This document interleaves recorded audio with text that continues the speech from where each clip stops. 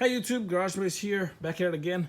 On today's episode, I'm going to show you how to how to change the oil pressure sensor on a Tahoe or Suburban, Yukon, any GM vehicle or Chevy with the 5.3 engine. Very easy between the years 2007 and 2012. The issue that we're having is that our oil pressure sensor, the oil pressure gauge, is not working.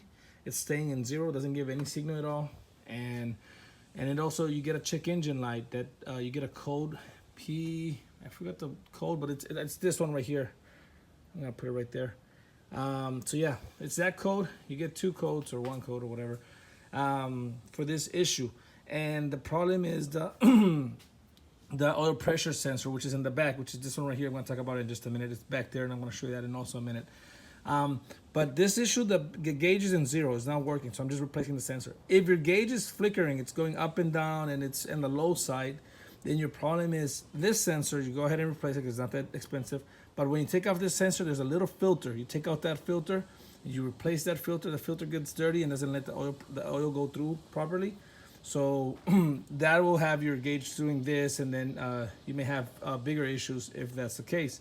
Now, a lot of people think it's the oil pump on these vehicles, and it's really not. Sometimes it is, but 80% of the time, it's this sensor plus the little filter. Not just the sensor, but the little filter. But in my case, the gauge is giving zero signal, so I'm just gonna replace the sensor. I'm not gonna do the filter.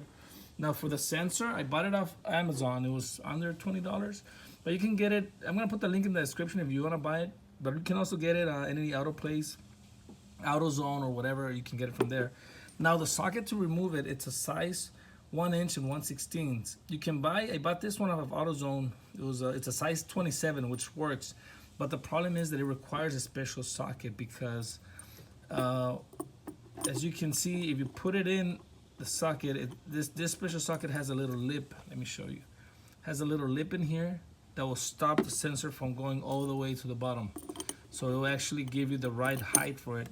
See, right there. I guess you won't have to do extra strength or whatever. You know when to stop. So it stops right there. If you use this socket, since it doesn't have that lip, your sensor's gonna go all the way through. And I guess, I'm assuming also that the bracket over there, the base of it, the socket will probably go through and probably hit the base or whatever. So you need this socket. You need this special socket. It's a 1 inch and 1/16. I'm gonna have the link in the description so you can buy it from there if you want, or get it from your auto shop. I got it from Amazon. Well, actually, I bought this a long time ago.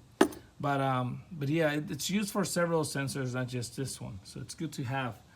But now let me show you the check engine light and also the code, and then I'm gonna come back here and show you the location, which is back there, and show you how to remove it. So here we go. All right, guys. So there's our vehicle. Check engine light is on. I'm just gonna come in here, and I don't have a fancy reader. I actually got this off of Amazon. It was a really good price. I think it was $20 or so.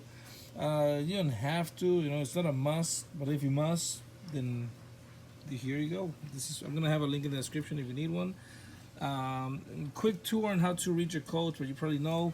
Just connect your machine right there, that little plug right there. Turn your key to the on position. Come in here. We're gonna just hit diagnose, and it's gonna read the codes. So when your oil pressure sensor is out, you get that one code, and you obviously get the check engine light. So oh geez, Louise, I have 6 codes. Okay, so let's read the codes. And find a manufacturer, blah blah. Okay, this is a Chevy, and I passed it. Oh, GM, sorry. I'll edit that. Okay, so position sensor. This is not what I'm gonna fix today. Range performance, no engine oil pressure sensor. This is what I'm fixing today. Is the P0522. So you have this code, and let me see if engine. Okay, and then also the P0523.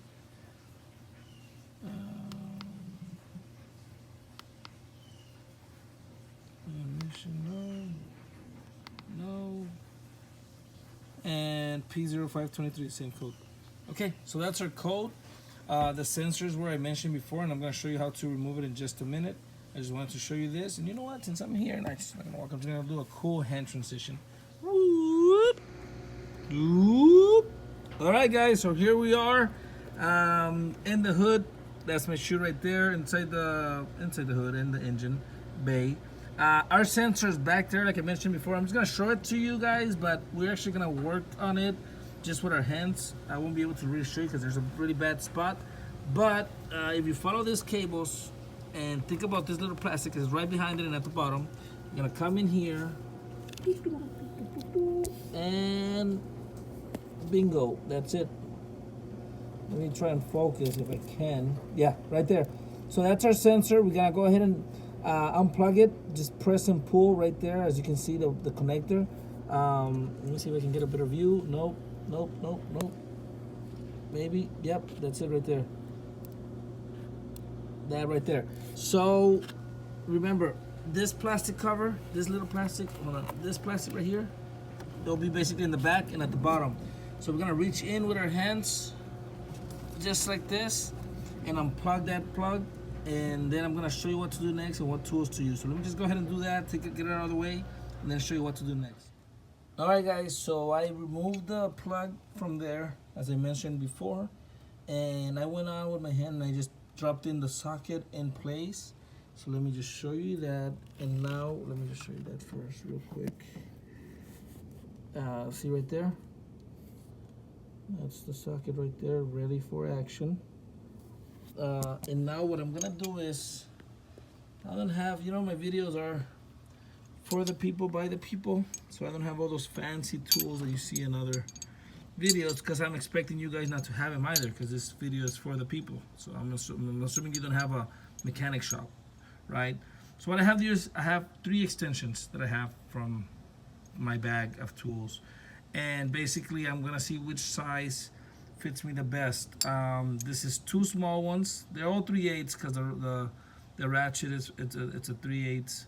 So this is, you see how this is 2 small ones, which is a little bit smaller than a medium, I guess, and then that's the large one right here. So I'm gonna see which one will fit me best. I'm just gonna put this right here, and my goal is gonna be to just drop him in place and have my ratchet here. This is my fancy light, but basically have it here to where I can take it off like this. I'm gonna see if it's possible. I saw a lot of videos online and none of them did that, so I'm assuming there's an issue, there's something. And then I saw a lot of people removing hoses, which I'm trying to avoid that, and so far I don't think you have to remove anything at all. I just removed this cover here on the engine, which is, I guess, common sense. Just pull it up. But let me go ahead and try and put this in place, and then put my ratchet, and then show you how I'm gonna remove it. But I'm gonna use both of my hands for that. So let me do that, and we'll go from there. All right, guys, very easy. I just dropped it in the extension. I clicked it in the socket, and then I went on and put my ratchet. Now it's at an angle, but I think it's okay. I think I'm gonna work on it. I didn't use the extra long one, and I didn't use the 2 short ones. So it was the middle one, and it gave me I guess the proper length. I mean, a little bit more would have been nice, so I can be on top of the plastic. But I think this is fine. I'm just gonna see if this will work. I really want to use both of my hands for this, but I want to record as well. Let me do it with both of my hands, just so I can put one arm here, one hand here, and then with this one I'll turn, because I have it at an angle. But I'm pretty sure this will work. If it doesn't, I'm gonna let you know. So here we go. All right, guys, I got it. As you can see, it's already loose. It's enough space to take it off or to work with it. And see, I used both of my hands. I just put one arm here and then my one hand there, and then just took it off. I think the hardest part of this job is just getting in the proper position, I guess, with your body, not the tools itself, because the tools are fine. But as you can see, I'm inside the car, and yeah, I changed my shoes. It's a different day. I started yesterday, but I had to stop the video, and then I continued today. So I'm sitting inside the car and leaning forward with both of my hands. I'm 5'10", about 190 pounds. Yeah, I'm a little bit overweight. But it's fine for me. I'm not sure if you have a different body shape, it may be difficult for you, but yeah, I'm fine. It's a good position. So I'm gonna keep turning. I'm gonna take it out.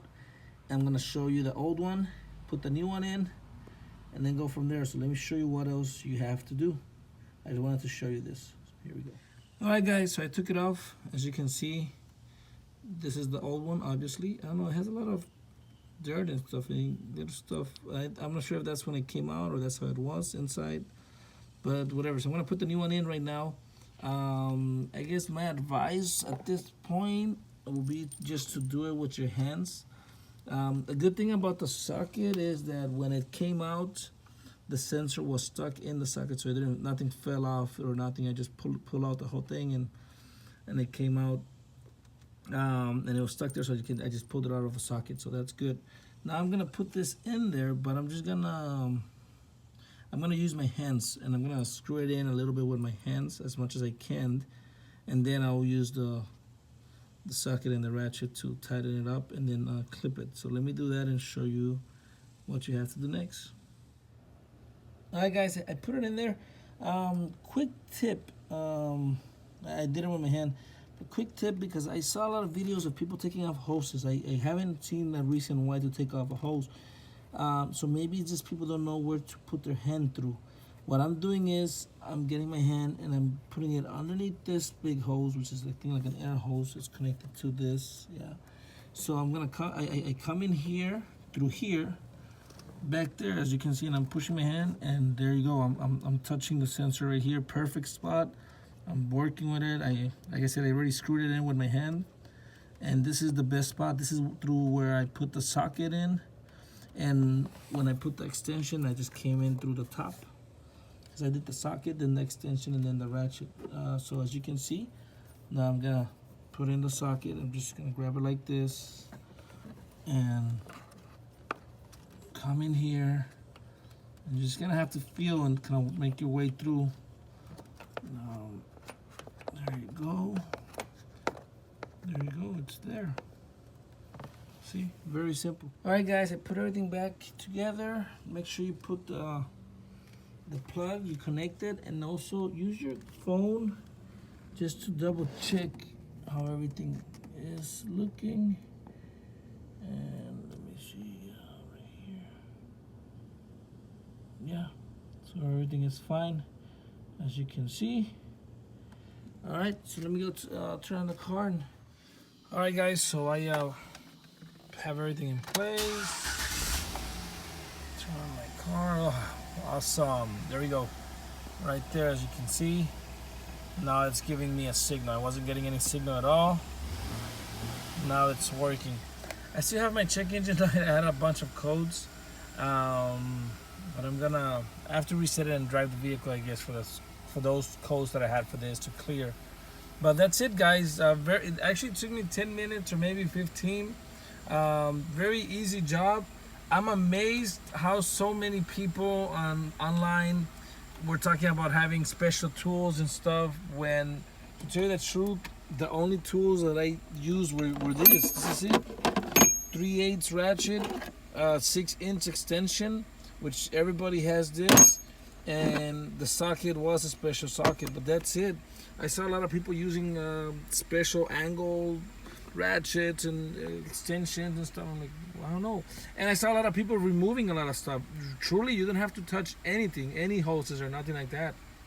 Some people were taking some gasoline lines, and you really don't have to mess with anything. That's it. I removed the sensor. Very easy job. I hope it helped you guys. I did it to help you guys. I recorded this so it can help you guys. If it did, please like, subscribe, and thank you very much for watching, guys. Have a great day.